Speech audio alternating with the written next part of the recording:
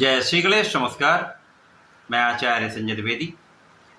मेरे समस्त प्रबुद्ध दर्शकों का मेरे चैनल पे हार्दिक स्वागत है। प्रिय दर्शकों, आज मैं तुला राशि का अगस्त माह का मासिक राशिफल लेकर आपके सम्मुख उपस्थित हूँ।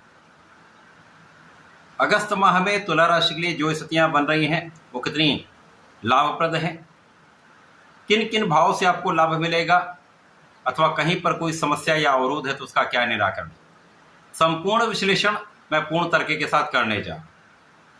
प्रिय दर्शकों, इस राशिफल को आप अपने लग्न तथा राशि दोनों के अनुसार देख सकते हैं। तुला राशि के लिए आपके पंचम भाव में राहु का गोचर चल रहा है, आपके षष्ठम भाव में शनिदेव का गोचर चल रहा है जो वक्री अवस्था में है। आपके भाग्य भाव में मिथुन राशि में गुरु और शुक्र का महायोग बना हुआ है। आपके दसम भाव में सूर्य और बुध का बुधादित्य योग चल रहा है तथा आपके द्वादश भाव में मंगल का गोचर चल रहा है जो तात्कालिक रूप से आपको मांगलिक बना रहे हैं। इस माह में बुध 11 अगस्त को वक्री से मार्गी हो जाएंगे। 17 अगस्त को सूर्यदेव का राशि परिवर्तन आपके एकादश भाव में हो जाएगा जहां पर ये स्वराशि में गोचर करना आरंभ करेंगे। 21 अगस्त को शुक्राचार्य का राशि परिवर्तन नवम भाव से दसम भाव में हो जाएगा। इसी प्रकार से 30 अगस्त को बुध अपनी राशि का परिवर्तन करेंगे तथा एकादश भाव में पहुंचेंगे। इस माह के प्रारंभ से यदि हम अवलोकन करें तो गुरुदेव बृहस्पति का शुक्र के साथ भाग्य भाव में गोचर अत्यंत महत्वपूर्ण भी है, जो आपकी लग्न को प्रबलता देने वाला है, आपके ज्ञान के स्तर को बढ़ाने वाला है, आपके बुद्धि बल को बढ़ाने वाला है, आपके धैर्य को बढ़ाने वाला है तथा आपके व्यक्तित्व को विस्तृत करने वाला है। इस माह में आप प्रभावशाली रहेंगे, आप आकर्षक भी होंगे, आप प्रभावशाली भी रहेंगे तथा आपके मान सम्मान में वृद्धि का योग दिख रहा है। इस माह में प्रारंभ से ही आप परिश्रमी रहने वाले और परिश्रम का संपूर्ण लाभ भी आपको प्राप्त होगा।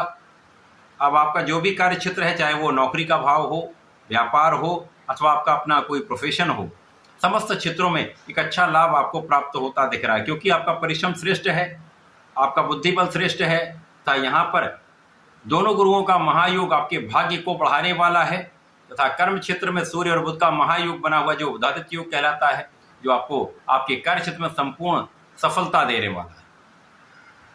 उच्चाधिकारियों का संपूर्ण सहयोग प्राप्त होता है, आपके सहयोगियों का संपूर्ण सहयोग प्राप्त होता है। इस समय में आप शासन प्रशासन से संपूर्ण लाभ लेते हैं। यदि आप सरकारी क्षेत्र में हैं, सरकारी नौकरी में है, प्रशासनिक सेवाओं में है, शासन प्रशासन में है अथवा राजनीति में है, तो बहुत अच्छा समय है जब आपके कार्यक्षेत्र में प्रगति भी होगी, वृद्धि भी होगी, धन लाभ भी होगा तथा कार्यक्षेत्र का विस्तार भी होगा। इस माह में संतान पक्ष जो कहीं पर राहु का जो प्रभाव कुछ निर्बल कर रहा था, धीमे धीमे ये समस्याएं निस्तारित होने लगेंगी, क्योंकि शनिदेव वक्री होकर अपनी राशि की ओर जा रहे हैं तथा गुरु का शुक्र के साथ महायोग पंचम भाव को दृष्टि प्रभाव से प्रभावित करके समस्याओं को कम कर रहा है तथा लाभ को बढ़ाने वाला है। तो शिक्षा के क्षेत्र में जो अवरोध है वो दूर होगा, संतान पक्ष बलवान होगा तथा आ रही समस्याओं का निस्तारण होगा, मन का भ्रम दूर होने लगे। इसी प्रकार से आभेश सूर्यदेव दसम भाव में होकर दिग्बली भी हैं, महायोग में है, तो इस समय में आपको आपके कार्यक्षेत्र 100% एक अच्छा लाभ प्राप्त होगा। लाभ की मात्रा पहले से बढ़ने वाली,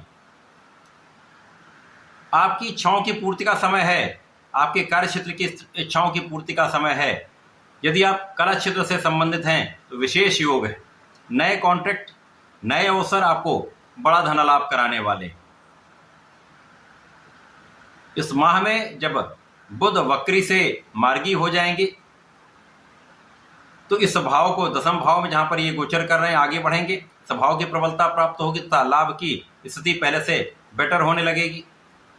अब जब 17 अगस्त को सूर्यदेव राशि परिवर्तन करके आपके एकादश भाव में पहुंच जाएंगे, यहाँ पर राहु के सीधे दृष्टि प्रभाव में होकर ग्रहण दोष बनेगा, परंतु सूर्य एकादश भाव में बलवान होंगे और यहाँ पर एकादश भाव ऐसा भाव जहाँ पर समस्त ग्रहों का प्रभाव अच्छा प्राप्त होता है, तो केतु भी कहीं न कहीं पर यहाँ सहयोगी भूमिका में रहने वाले। तो शिक्षा प्रतियोगिता में चल रही समस्याएं दूर होने लगेंगी। यदि आपने धैर्य के साथ पूर्ण मनोयोग से अपने आत्मबल को प्रबल करते हुए कोई काम किया तो समस्याएं यहाँ पर कम हो जाएंगी। इसी प्रकार से इस समय में स्वराशि में लाभ भाव के स्वामी लाभ भाव में होकर इस भाव की प्रबलता को कई 100 गुना बढ़ा देंगे। तो निश्चित रूप से येन केन प्रकार आपके काम बनेंगे। कुछ परिश्रम करना पड़ सकता है, कुछ अधिक प्रयास करना पड़ सकता है, लेकिन लाभ की मात्रा में कहीं किसी प्रकार की कोई कमी नहीं दिखे।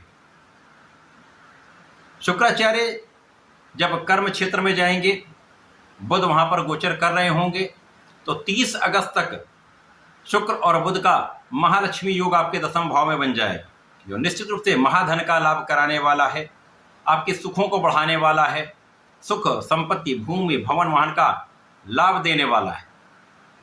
इस समय यदि आप प्रयास करेंगे तो आपके धन का मार्ग प्रशस्त होगा, धन के कई अवसर मिलेंगे, जिसके कारण आप अपना स्वयं का घर बना सकते हैं, एक अच्छा वाहन ले सकते हैं, तो आप भूमि का क्रय कर सकते हैं। यहाँ पर माता पिता के सुखों में वृद्धि होगी तथा उनका आशीर्वाद भी आपको प्राप्त होता है। इस समय लोगों का पूर्ण सहयोग आपको मिलता है। अब जब इस माह के अंत में 30 अगस्त को बुध एकादश भाव में चले जाएंगे, अब भाग्य का स्वामी लाभ भाव में, ये एक महायोग है, परंतु राहु से दृष्टिगत होते हुए ये जड़ दोष बन जाएगा। तो यदि यहाँ पर आप बिना विचारे काम करेंगे तो समस्या होगी, लेकिन यदि आप पूर्ण विचार करके कोई काम करते हैं, संपूर्ण रूप से सोच विचार कर निर्णय लेते हैं, विचारशील रहते हैं, तो कहीं पर बड़ी समस्या नहीं आई। तो ये माह आपको एक अच्छा लाभ देने वाला है, परंतु समस्या कहाँ आ सकती है, क्योंकि यहाँ पर तात्कालिक रूप से मांगलिक दोष बना हुआ है। मंगल सप्तम तथा आपके धन के स्वामी होकर 12वें भाव में गोचर कर रहे हैं, तो यहाँ पर कुछ व्यय बढ़ सकता है, अकारण व्यय हो सकता है, यात्राओं बिना कारण से व्यय हो सकता है, अथवा जीवन साथी के स्वास्थ्य में समस्याओं के कारण कुछ व्यय आप करने वाले। इस समय में जीवन साथी के साथ सहयोग करिए, आपसी सामंजस्य बनाकर रखिए, तथा इस समय में किसी भी प्रकार के विवाद से बचेंगे तो समस्याएं नहीं होंगी। इसी प्रकार से इस समय में यदि आप किसी को धन नहीं देते हैं तो आपके लिए कोई समस्या नहीं होगी, कोई विवाद नहीं होगा, कोई कष्ट नहीं होगा। लेकिन यदि आपने धन दिया तो धन की वापसी संभव नहीं होगी, जिसके कारण विवाद की संभावनाएं बनती।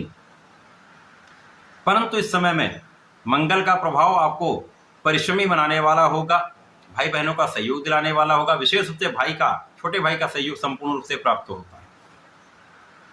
इस समय में साझेदारी में अच्छा लाभ आप ले सकते हैं। यदि आप सोच विचार कर निर्णय लेंगे तो कहीं पर कोई बड़ी समस्या नहीं आई। तो ये माह एक अच्छा माह है, कुछ चीज़ों का ध्यान रखना होगा। इस माह में आपको नियमित रूप से भगवान संकट मोचन की शरण में रहकर ओम महामहिमोत्तमय का 27 बार जप अवश्य करना चाहिए। हनुमानाष्टक का नित्य पाठ करें तथा भगवान भोलेनाथ पर जलार्चन करके दही का अभिषेक करें तो विशेष लाभ प्राप्त होंगे, समस्याओं का निराकरण होगा। तो ऐसा करके इसका लाभ लें। धन्यवाद, नमस्कार।